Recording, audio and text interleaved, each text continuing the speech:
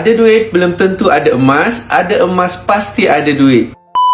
Inilah kata-kata yang main dalam fikiran saya tuan-puan 8 tahun yang lalu waktu awal-awal saya mula menabur emas dengan public gold. Waktu tu saya tak boleh nak simpan duit langsung. Ada sahaja duit boros, ada sahaja duit terguna untuk benda-benda yang tak perlu. Jadi Alhamdulillah saya jumpa dengan guru saya, leader saya iaitu Tuan Muda Azam Amiri. Waktu itu tuan-puan, walaupun umur beliau sama dengan saya, tapi beliau sudah berkongsi ilmu tentang manfaat menabur emas kepada masyarakat. Jadi Alhamdulillah saya mula menabur emas pada usia saya 18 tahun selepas saya kenal beliau. Dan saya follow beliau sampai ke hari ini. Sampai saya sendiri pun dah bantu ramai penyimpan emas. Mana hari ini tuan-puan, Alhamdulillah kami dah bantu lebih 64,000 orang yang menabur emas di bawah bimbingan kami. Mudahnya kita menabur emas dengan public gold ni tuan-puan, melalui aplikasi sahaja. Mudah untuk kita beli, mudah untuk kita jual, mudah juga untuk kita fizikalkan emas daripada akaun masjid kita. Kita boleh menabur seberapa banyak yang kita nak, dan kita boleh menabung berapa lama pun yang kita nak, tak ada masalah, tidak dikenakan charge sama sekali. Jadi tuan-puan, everyone can save gold dengan public gold ni. Tahniah untuk tuan-puan yang dah ada akaun Masgap.